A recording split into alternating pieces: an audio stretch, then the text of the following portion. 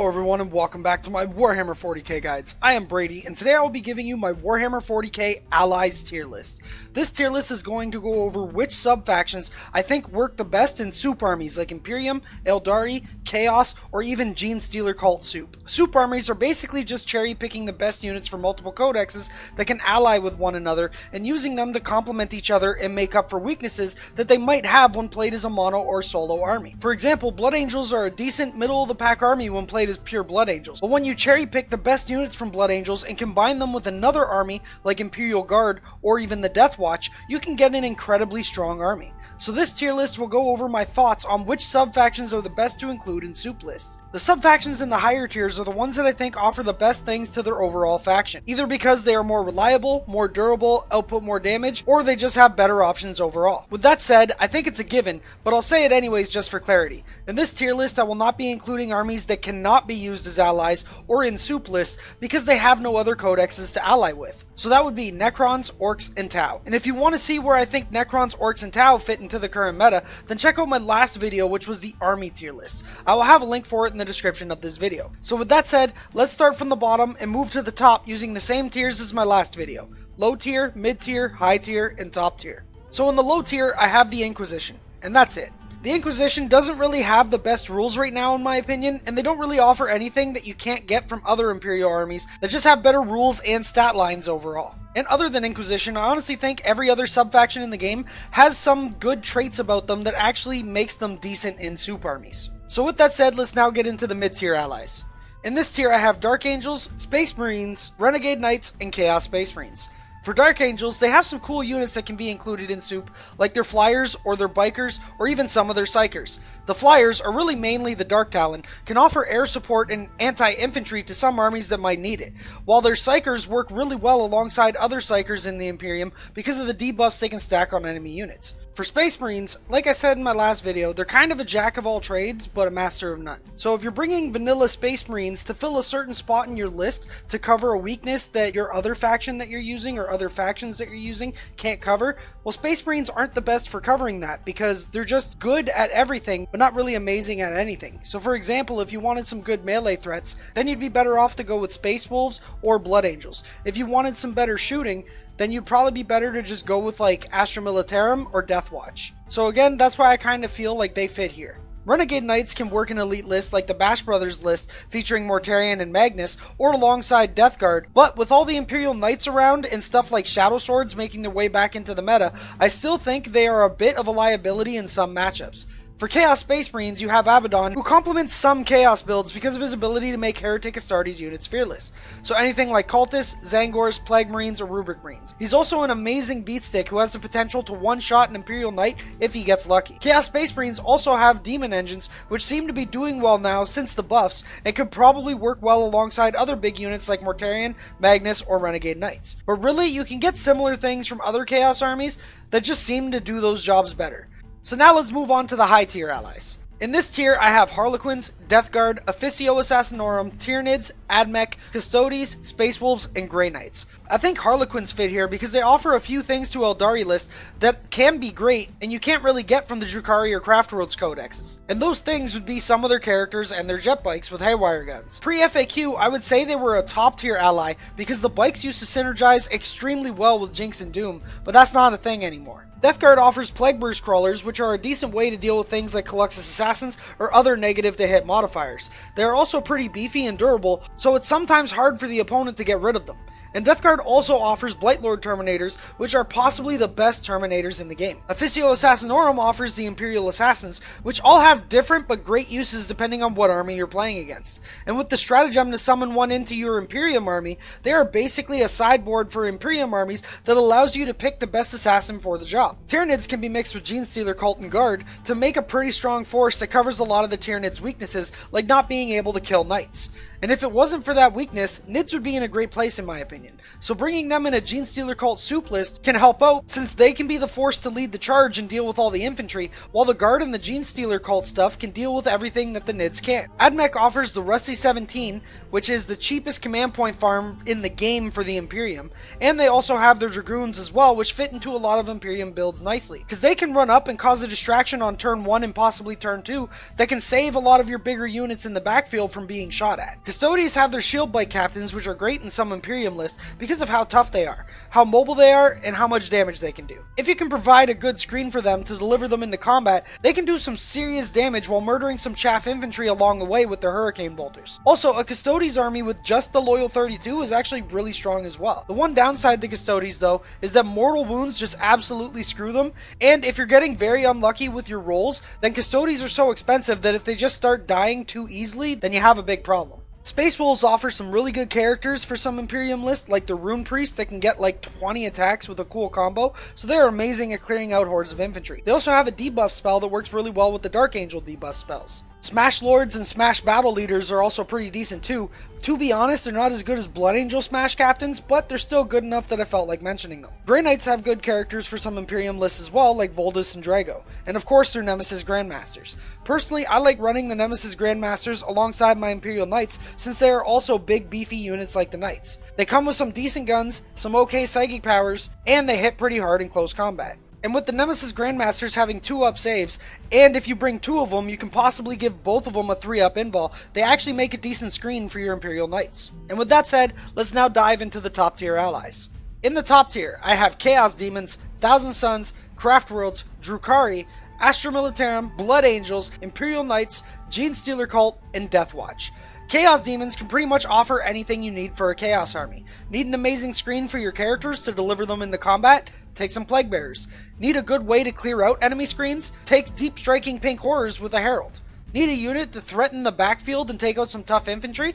Take some Bloodletters and deep strike them with the Banner of Blood. Chaos Demons have a lot of things to offer that can synergize extremely well with pretty much any other Chaos faction. Thousand Suns are also an amazing ally in Chaos because they can bring a ton of psychic spells to the table that have a plus 6 inches to their range, which means stuff like 24-inch range smites. And if you have a good enough screen for your characters, then you can sit there and cast spells with immunity for most of the game. They have spells like Death Hex, which can remove an enemy unit's invulnerable save, Prescience that can give +1 to hit for one of your Heretic Astartes units, Warp Time, which allows you to move a Heretic Astartes unit as if it were the movement phase, Gaze of Fate, which allows you to get a free reroll during your turn, Doombolt, which does D3 mortal wounds but also halves the enemy's movement, making this great against fast units to slow them down and give you some more time to deal with them. And then of course they can smite as many times as they want with 0 penalties, so they can dump out a ton of mortal wounds. Thousand Suns also have Zangors, which are a great deep striking threat that can murder a ton of infantry and attack twice for 2 command points.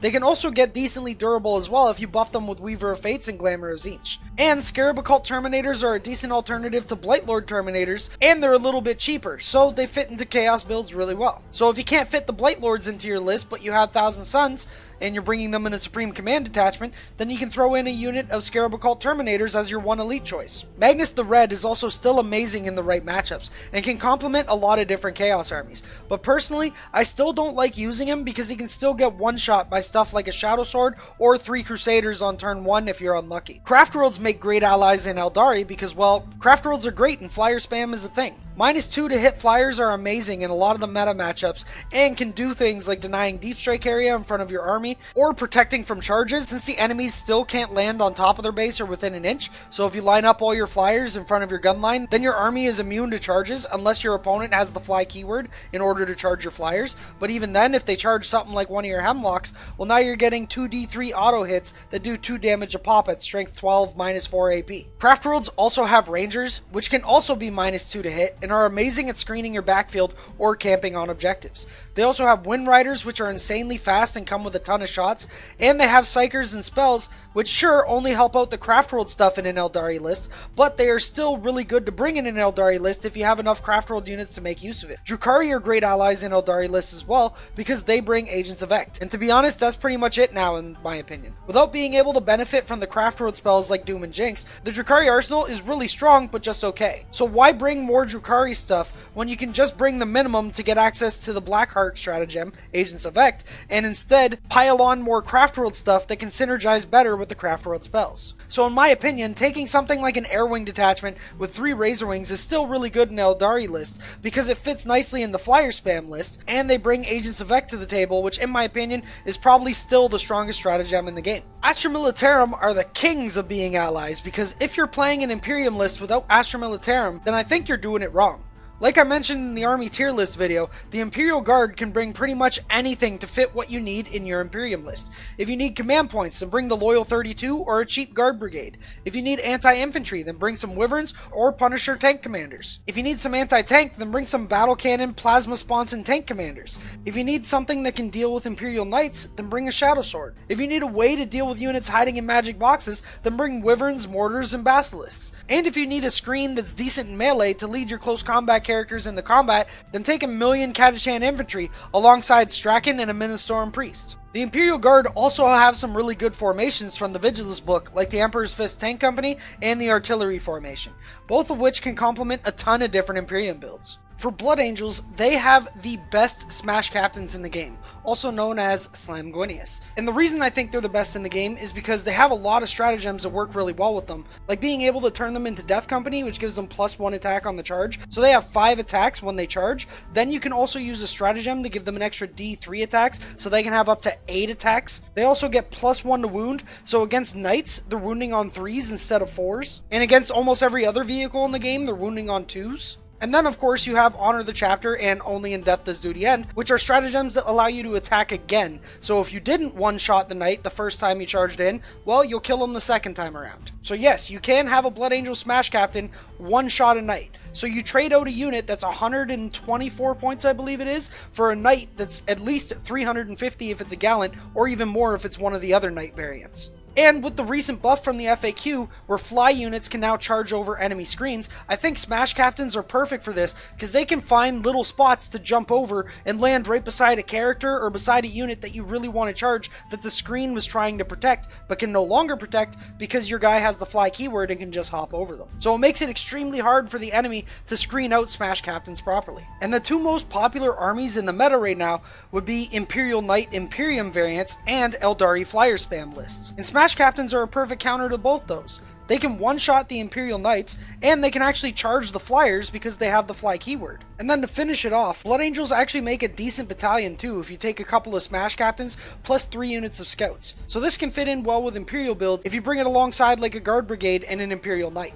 Imperial Knights are also an extremely good ally for most Imperium builds. They can put out a ton of damage and can soak up a ton of damage. So you can use 3 of them alongside some Guard or Admech for the command points, or you can throw 1 into your list alongside some other vehicles like tank commanders, so you'd be spamming a bunch of toughness 8 vehicles that some armies have a hard time dealing with. Genestealer Cult is the main force in Genestealer Cult Soup lists. Without them, Genestealer Cult Soup wouldn't even work because they are the bridge that attaches Imperial Guard with Tyranids. Alongside that, they also have a bunch of cool combos and units that they can bring that help complement Tyranids really well. And Deathwatch brings some of the best anti-infantry in the game because of their special issue ammunition. So if your Imperium list needs some good screen clearing units while also gaining 5 command points for a battalion, then Deathwatch Veterans with some Terminators or Intercessors with some Aggressors are great options for this. You can take 3 units of them with a couple of characters, deep strike them in, and annihilate the screen. Personally, I prefer the Veteran build over the Intercessor build, but I have seen both work, so it's really up to you on how you want to go about that. And with that said, that concludes my Allies tier list. Let me know what you guys and gals think about it down in the comments. This list is based almost entirely on my own opinions, and my opinions are derived from my own experiences with the game and from past tournament builds and results. So let me know what your thoughts are. I love discussing Warhammer 40k and would love to get some conversations going down in the comments. So that's it for this video. If you enjoyed it, don't forget to hit that like button and subscribe for more Warhammer 40k content. And if you find yourself enjoying the channel enough, then consider becoming a patron on Patreon. I will have a link for it in the description. And thanks to all of my current patrons. Without your ongoing support, the channel would not be where it's at today, so I honestly can't thank you all enough, and I love you all. With that said, thank you all for watching. I hope you enjoyed the video, and I will see you in the next one. Happy wargaming.